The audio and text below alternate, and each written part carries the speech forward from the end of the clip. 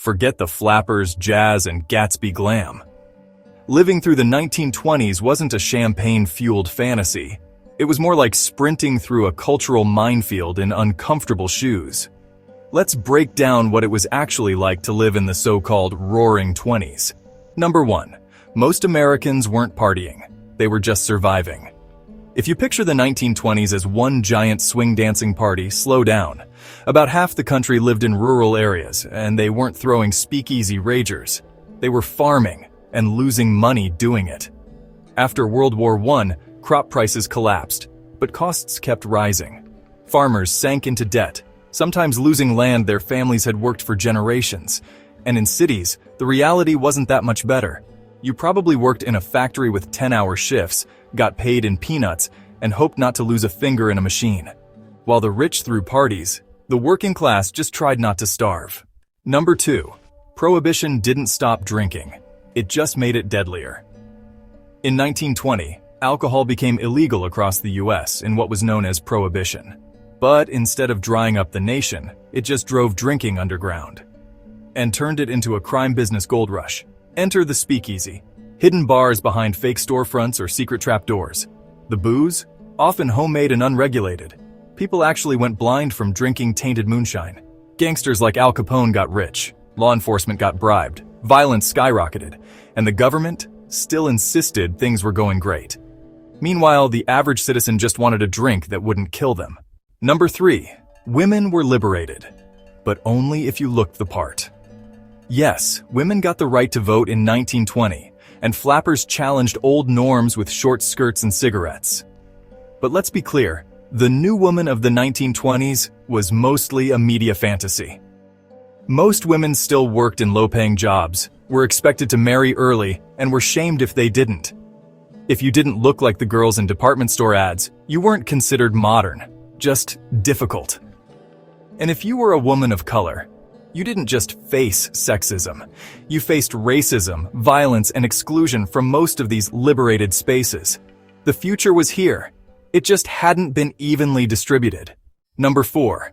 Racism wasn't just normal, it was public policy. The Ku Klux Klan had millions of members in the 1920s, not hiding in the woods, marching in full regalia through major cities. Judges, police chiefs, even senators were card-carrying members. Anti-immigration laws targeted undesirable Europeans and completely barred most Asians.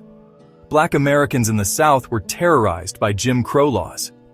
In 1921, white mobs burned down Tulsa's Greenwood district, a thriving black neighborhood known as Black Wall Street. While law enforcement stood by, the decade roared, but a lot of people got burned. Number 5. The tech boom was as overwhelming as it was exciting. The 1920s were a whirlwind of new gadgets. Cars, radios, refrigerators, vacuum cleaners, talking movies. Life was changing fast. But for the average person, that modern lifestyle came with a price. Debt. Everything was bought on installment plans. You could own the future if you didn't mind paying for it forever.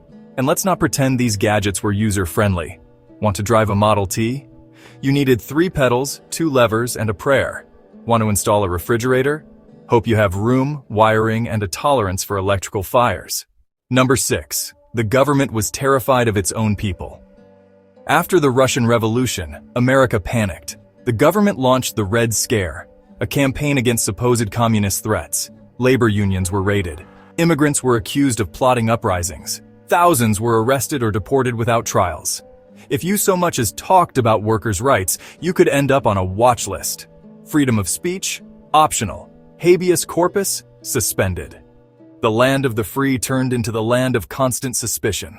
Number 7. The economy was a house of cards. Yes, the stock market was booming, but only for the top 10%. Most Americans weren't investing. They were just trying to pay off radios and keep food on the table.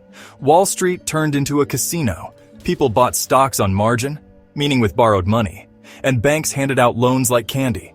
It was great, until it wasn't. In October 1929, the market crashed.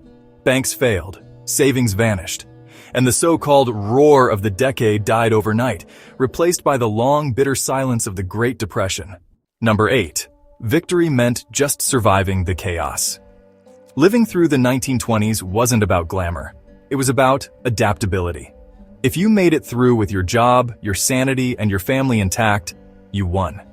When people talk about the roar of the 1920s, they usually mean the music, the culture, the pace. But for the average person, it was the sound of uncertainty, upheaval, and barely contained exhaustion. Because the 1920s weren't just fast, they were fragile. And when they broke, everyone heard it. So the next time you see a flapper dress or a Gatsby quote on a coffee mug, remember, the Roaring Twenties weren't a party for everyone. For most people, they were a balancing act between innovation and instability, celebration and survival. And while history remembers the jazz, it often forgets the people dancing just to stay upright.